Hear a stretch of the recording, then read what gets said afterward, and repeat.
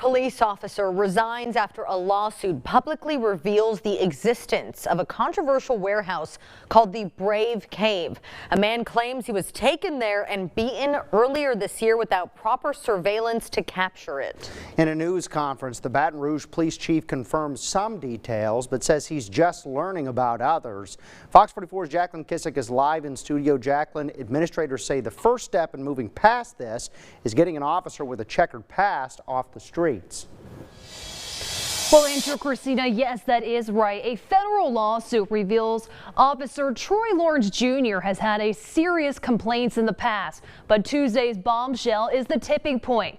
Documents revealed in early January, officers, including Lawrence, showed up to a home on Cadillac Street looking for guns and drugs. They wound up in a struggle with a man named Jeremy Lee and later took him into a warehouse for questioning. A lawsuit calls this building the Brave Cave and claims Lee received beating that went over the line. They separated him from other people who he had been arrested with, and they proceeded to beat the out of him. Thomas Frampton is an attorney representing Jeremy Lee, a Baton Rouge man who says police took him to a previously unknown warehouse and beat him after an early January arrest. A lawsuit calls the building the Brave Cave. Instead of releasing him, they took him to this place that they call the Brave Cave. Frampton says the arresting officer was Troy Lawrence Jr. But when Troy Lawrence Jr. took him over to East Baton Rouge Parish Prison, the local jail refused to accept him and actually forced the officers to take him to the hospital. In a statement, Mayor President Sharon Weston Broome says he submitted a resignation letter several days ago. Tuesday, Chief Murphy Paul says he signed it. We will investigate this just like we investigate all other complaints. Paul says he just learned about the Brave Cave. In a short time, facts are becoming clearer. I would like to assure this community there is nothing secretive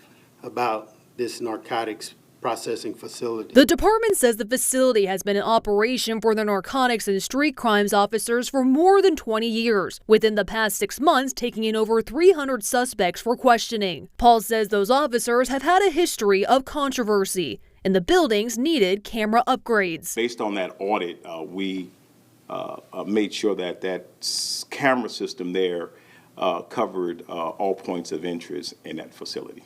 Mayor President Sharon Weston Broome releasing a statement saying to suspend all operations at this facility. Paul says an investigation continues into the so-called Brave Cave, and Frampton says Lawrence Jr. being off the streets is a good thing. Who I'm convinced is going to kill or maim somebody if he's allowed to continue having a badge and a gun.